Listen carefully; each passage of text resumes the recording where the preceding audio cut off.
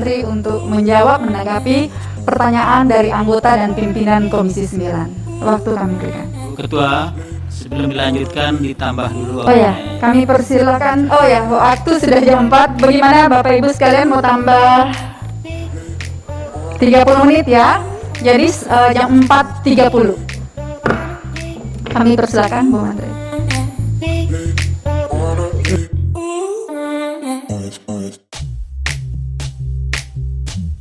Bu Ketua, Bapak dan Ibu anggota Komisi 9 yang saya hormati. Pertama, kami menyampaikan terima kasih atas seluruh masukan, baik Bapak Ibu yang secara langsung menyampaikan maupun saya kira banyak sekali Bapak Ibu yang juga sudah mendiskusikan baik dengan saya maupun dengan para jenderal. Terima kasih. Mulai dari Pak Anas Thohir, kemudian Bu Putih Sari, Pak Anwar Hafid,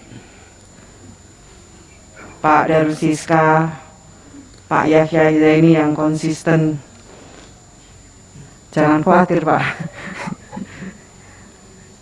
Baru Pak Sekjen yang WA, nanti saya WA Pak Yahya loh.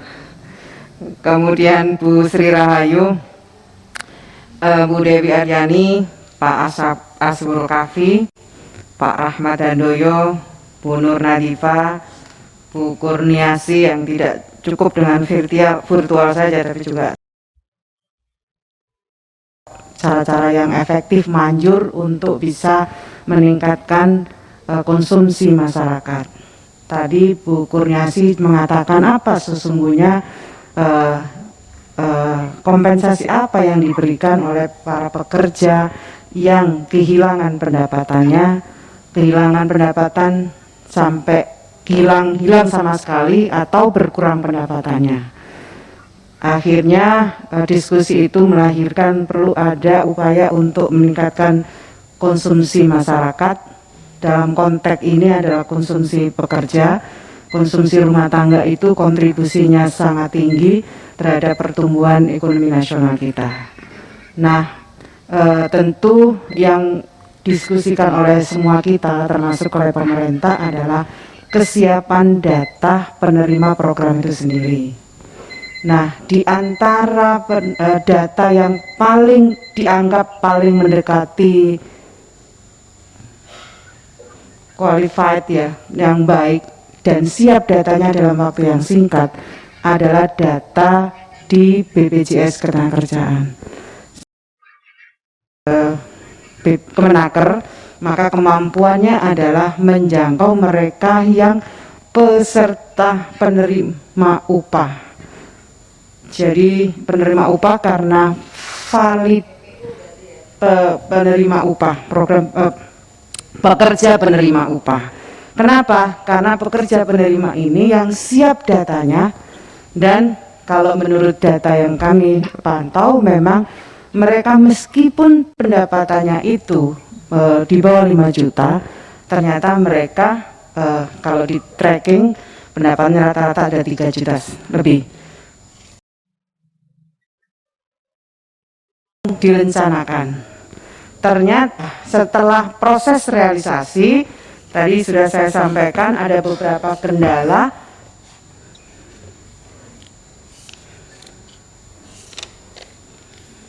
Mulai dari ada rekening yang ganda, double, tidak valid, tutup, tidak terdaftar, di clearing, pasif, rekening tidak sesuai, dibekukan, itu banyak sekali. Apakah kami diam? Tentu saja tidak. Kami terus melakukan koordinasi dengan BPJS Ketenagakerjaan. Data yang mereka serahkan kepada kita kembalikan kepada BPJS. BPJS mengembalikan kepada perusahaan untuk dilengkapi, terutama dilengkapi adalah nomor rekeningnya yang dengan berbagai masalah tadi. Nah, Bapak dan Ibu yang saya hormati, kalau Bapak Ibu melihat realisasi gelombang pertama dan gelombang kedua, kok tidak sama? Ya, tidak sama. Itu penerimanya sama. Kenapa tidak sama? Setelah kami menyalurkan gelombang kedua, kami mendapatkan pendampingan dari KPK, BPK untuk mempadankan, memastikan bahwa upah mereka di bawah 5 juta benar adanya dengan dilakukan pemadanan data dengan Ditjen Pajak.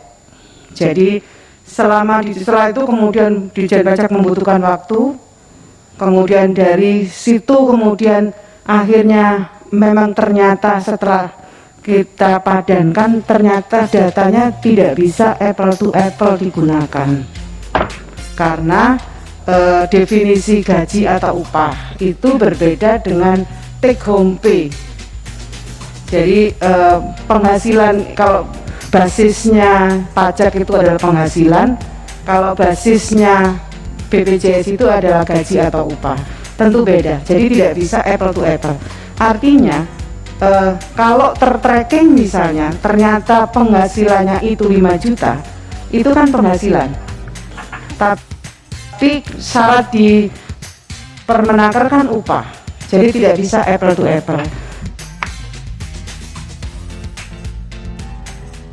Akhirnya setelah kita diskusi panjang dengan KPK, terutama karena rekomendasi itu dari KPK, maka akhirnya memang tidak bisa apple to apple, dan akhirnya gelombang kedua disalurkan kembali terhadap 1,1 juta yang ternyata trackingnya itu penghasilannya di atas 5 juta.